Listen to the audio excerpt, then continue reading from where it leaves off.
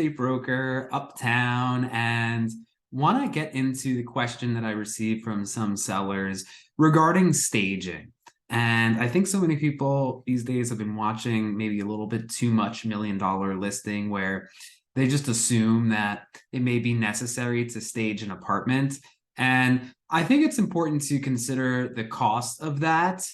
I think there's certain situations where it makes sense to absolutely stage, like in the event you're selling a new development project, okay, which even those buildings, they'll stage maybe one or two different apartments to give people a feel for the spatiality of a room and feed you that kind of experience. But I think for a lot of resales, when we're talking about apartments that have been lived in for a while, apartments that you're trying to sell it, right? You're already living there, you already have your own furniture. There's limitations to what staging is going to do for you. I think it's always going to be make an apartment sell faster and better, but the cost of staging is something that can add up when you're just selling a single apartment. So deciphering situations on when you should be doing staging, what you should be doing, and how you can best position your asset to stand out in a crowded market. Here's just some top line items that I think are easy to tackle, are cost effective, that make sense, that don't detract from value. I think if you have an apartment that's been updated in the last 10, 15 years, I would say that big items to think about are going to be cleanliness, organization.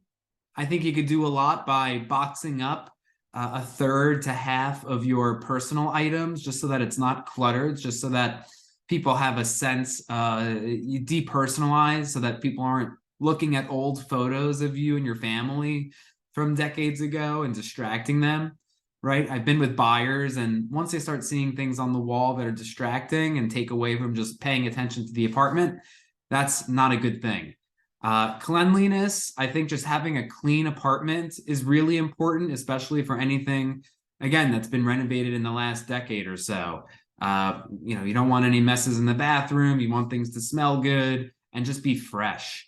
I think one item that you can potentially go for is some repainting, especially if we're talking about a really dark room. I think it could behoove someone to perhaps change over some dark red or black paint to just a neutral white so that, again, easy for the most amount of people to imagine themselves living there. I think these things are important regardless of the purchase price. I think when it comes to really old apartments, right, we work with some estates that need absolutely everything down to the electric and the plumbing. I think that's where you can really start thinking in terms of minimizing that expense of, call it furniture, call it staging, especially depending on the price point, right? If you're dealing with an apartment that hasn't been touched since the 1980s, whoever is going to go into that apartment is planning to renovate the entire thing. So I would even be hesitant on repainting something like that because you're going to spend a decent amount of money to get it into showing condition on something that's just going to be pulled apart anyway. Okay, and that isn't to say that on an estate sale that you shouldn't be removing most furniture, cleaning it, getting it organized, just so that people can walk around and comfortably look at it. But I think there will be limitations on that estate sale where it's not going to be cost effective to start putting in furniture and putting lipstick on a pig. Okay, just to give some insight into some costs.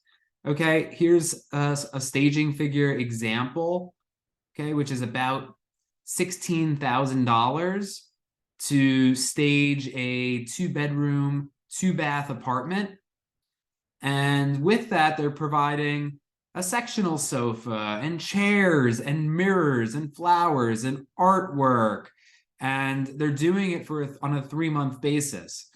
I think the thing about going through this much effort is the coordination of bringing everything out, bringing everything in. Of course, expect your real estate agent to put in a little elbow grease around that in tandem with the stagers. But the expense, $16,000 on a 2-bedroom, 2-bath, that can be a good chunk of change without so much of a added benefit. Maybe it sells slightly faster, but once you're talking about that type of expense for a single resale, you have to sort of question, are you getting the return? Again, that brings me back to that new development space, right? Of course, fitting out a 2-bedroom, 2-bath in a building that has 10, 15, 50, 100 apartments for sale, that's going to be a no-brainer because that will be your sales gallery. That's what's going to give people that sensation of walking through what could feel like their home. But I think on a single resale, if you're in that situation, the costs and the benefits may not actually outweigh the expense itself. Now, I know that there are companies that are offering to stage your apartment without you going out of pocket, but it's really like a 0% interest loan. Ultimately, you are going to be paying your fees for staging with those firms at the closing table where it'll be pulled from your net proceeds. So important just to weigh the pros and cons. I think that there's always going to be a lot of small things that you can do to best position an apartment, which I think is absolutely instrumental.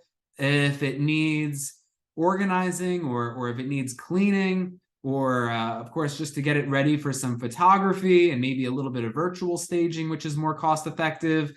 But I think in certain instances, going beyond that can be throwing away money unnecessarily, especially in the face of 8 or 9% closing costs when you actually are figuring out your net proceeds at the closing table. So those are just some hot takes on staging, when it's appropriate, when it's best, when to pull back.